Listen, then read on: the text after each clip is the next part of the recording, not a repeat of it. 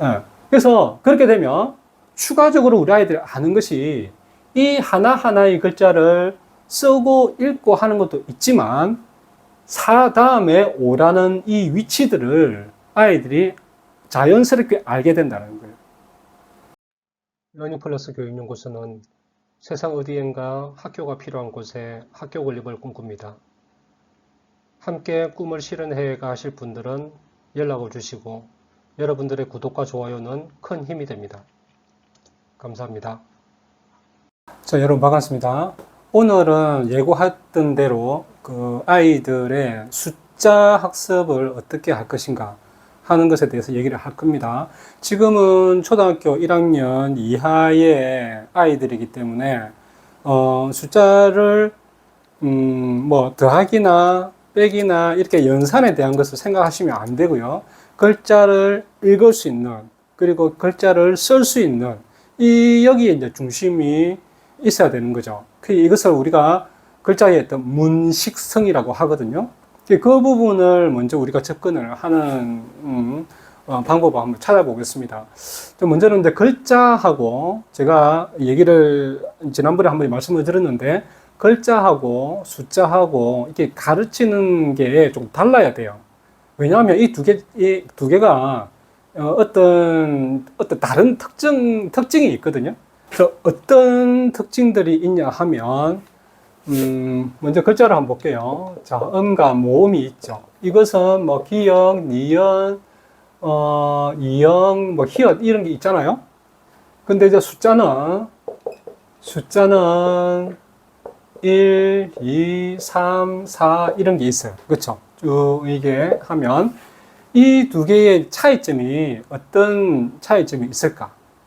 이제 이 부분이 이제 제일 중요한 거예요. 그러니까 왜 한글 글자와 숫자를 다르게 가르쳐야 되느냐 하는 부분이거든요. 자, 봅시다. 제가 이렇게 썼던 이유가 있어요. 기역, 니은, 이영, 히읗 이것은 각각의 글자들이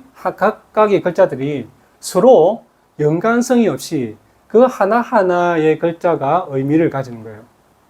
자, 연관성이 없어요. 그래서 기역, 니은, 티끌, 리을 이렇게 순서대로 안 가르쳐도 된다는 겁니다. 그러면 숫자는 1, 2, 3, 4, 5, 6 이렇게 하나하나의 의미도 있지만 1과 2에 서로 연결 관계가 있죠. 관계. 1, 2, 3, 4라는 것이 이 숫자 하나하나가 앞에 숫자와 뒤에 숫자와의 어떤 관계가 지어지는 거예요. 그것이 숫자의 핵심입니다. 그래서 이 부분을 우리가 아이들이 나중에는 알게 해야 돼요. 지금은 이제 문식성에다가 초점을 두고 가르쳐야 되지만 이 부분을 포함을 시켜서 아이들에게 가르칠 수 있어야 된다는 겁니다. 자, 그러면 그 부분에 대해서 한번 생각해 봅시다. 숫자가 서로의 어떤 글자들끼리 연결성, 관계성이 있다고 그랬죠. 그러면 이 부분은 우리가 아이들한테 가르칠 때 숫자도 하나의 어떤 글자이지만 글자 중에서 숫자는 그가 가지는 특징이 있으니까 우리가 가르쳐야 되는 방법을 선택하는 데 있어서의 기준도 조금은 달라질 수가 있겠죠. 지난번에 제가 말씀을 드렸던 한글 글자를 가르치는 데 있어서 그 기준을 뭐라고 했냐면 아이들에게 첫 번째는 상징이에요. 상징. 그렇죠? 아이들이 상징화 한다고 그랬죠. 어떤 글자 하나하나에. 그리고 또 하나는 흥미가 있어야 돼요. 그렇죠? 흥미가 있어야 이게 지속적으로 할 수가 있다는 거고요. 또 마지막으로 하나는 창의성이 있어야 된다는 겁니다. 이 세 개가 우리가 한글을 가르치는 도구나 방법이라든지 이런 부분에 선택할 수 있는 기준인 겁니다. 자, 이건 한글이고, 그 다음에 이것이 이제 포함이 되겠죠. 그래서 한글 글자가 있고 숫자가 있는 거예요. 그러면 이 숫자도 가르칠 때 이것을 포함을 시켜야 되겠죠. 그러면 숫자는 이것과 이것의 차이점이 있는 숫자만이 가지는 특징이 있는 거죠. 뭐냐면은 서로 관계성이 있다는 것이고, 또 하나는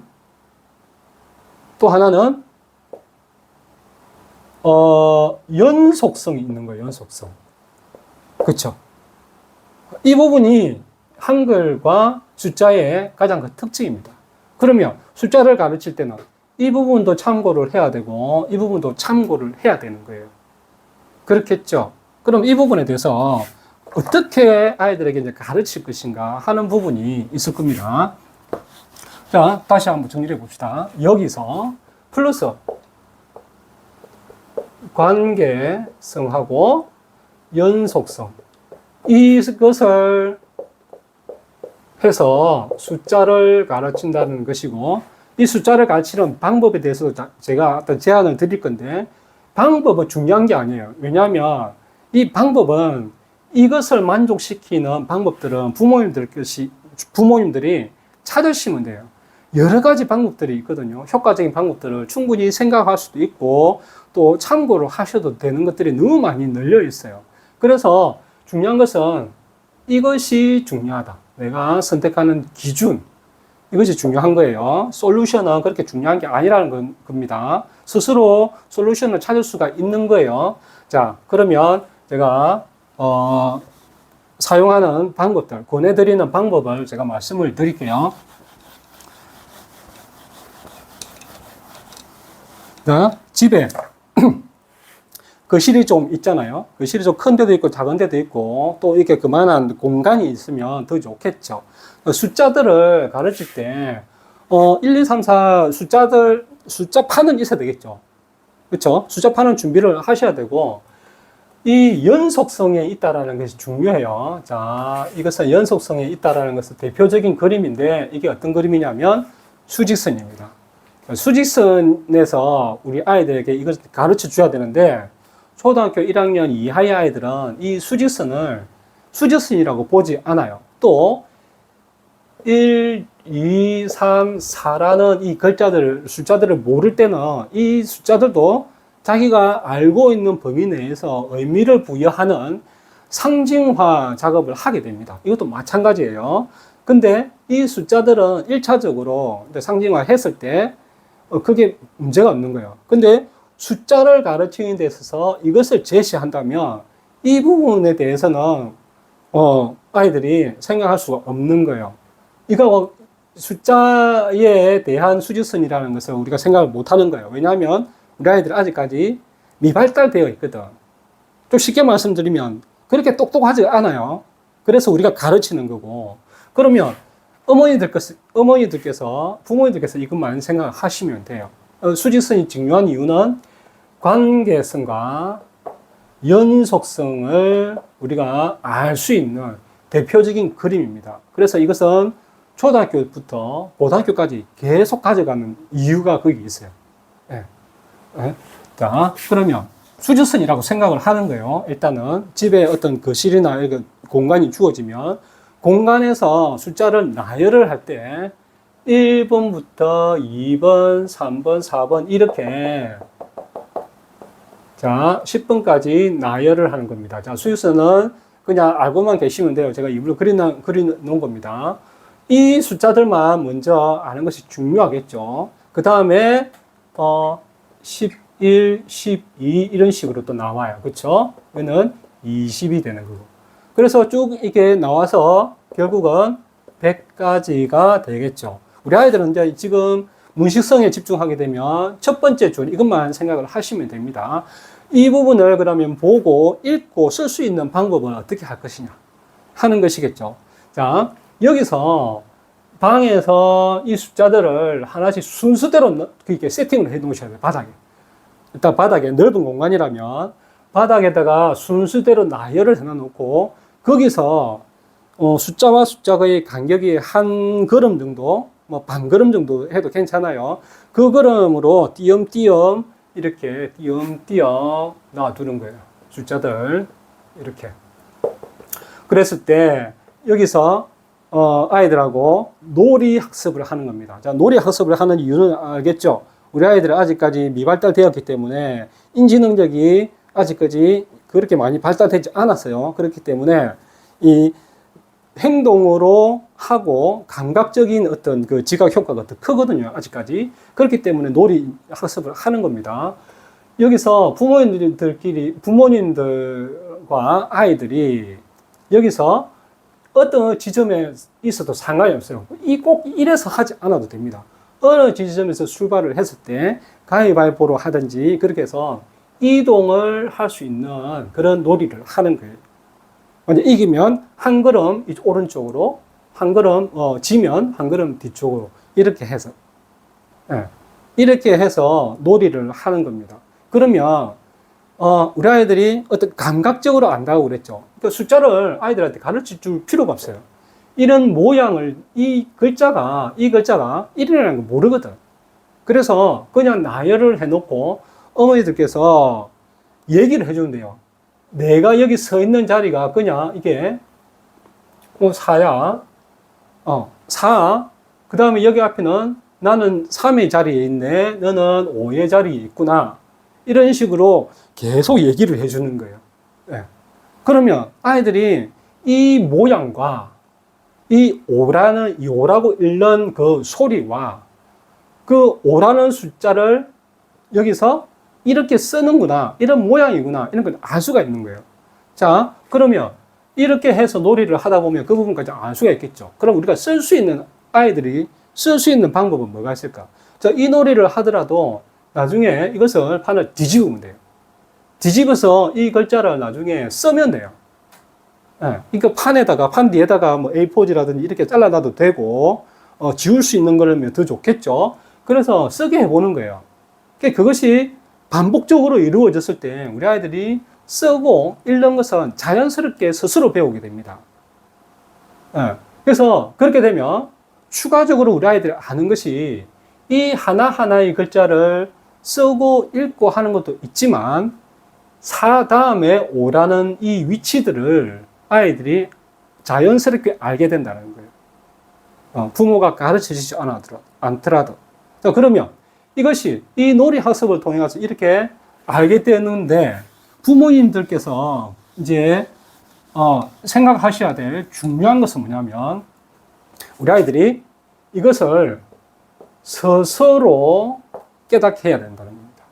부모님들끼리 처음에 가르쳐 줄 수 있는 것은 뭐냐면 이게 1, 2, 3, 4, 5, 6, 7, 8, 9, 10이라는 숫자라는 것만 가르쳐 주시면 돼요. 그 다음에 놀이를 통해서 이 아이들이 스스로 깨닫는 부분이 있어요.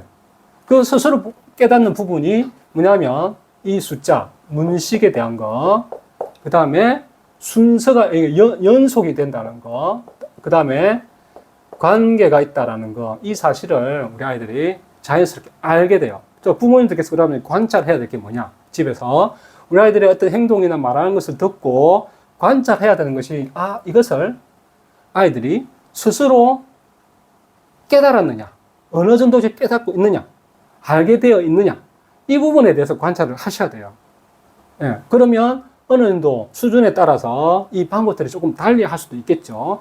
자, 이것은 지금 이렇게 거실이 크거나 공간이 주어졌을 때 하는 거예요. 그렇지만 그렇지 않는 이제 공간이 없거나 이렇게 하는 데도 있겠죠. 그러면 어떤 책상 위에서 이렇게 하셔도 돼요.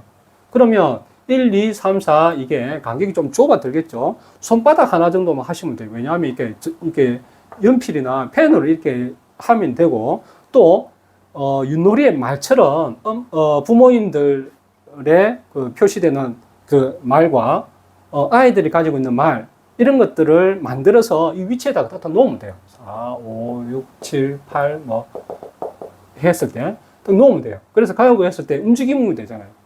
그렇죠? 이렇게 하셔도 된다고. 그러니까 아이들이 놀면서 공부할 수 있는 부분이 이런 부분입니다. 그럼 이 말도 점토를 활용해서 자기가 원하는 어떤 캐릭터들을 만들면 되겠죠. 그 과정도 하나의 놀이 과정이니까. 이런 식으로 해서 아이들이 스스로 공부를 할 수 있는 방법을 여러분들께서 제안해 주시면 좋아요. 자, 제가 제안 드리는 부분은 이 부분입니다. 근데 이 부분, 이렇게 안 하셔도 돼요. 다른 방법을 하셔도 됩니다. 절대로 아이들한테 가르치지 마시라고. 그러니까 외우거나 이렇게 안 하셔도 돼요. 그렇게 하는 이유가 빨리 가르치려고 하거든요. 근데 아이들 초등학교 1학년 때 한글을 배운다는 거, 숫자라는 이 글자들을 배운다는 사실은 아이들한테 엄청나게 중요하거든요. 학습에 있어서. 학습의 기본적인 틀을 잡는 겁니다. 그냥 아이들한테 이렇게 가르쳐 주고 외우고 이렇게 하게 되면 앞으로 공부들이 다 그렇게 돼요. 그러면 우리 아이들이 스스로 공부하기를 원하잖아요. 그러면 아이들에게 놀이를 통해서 스스로 알게 되는 어떤 그런 이제 호기심이 생기겠죠. 호기심은 어떻게 생긴다? 흥미에 의해서.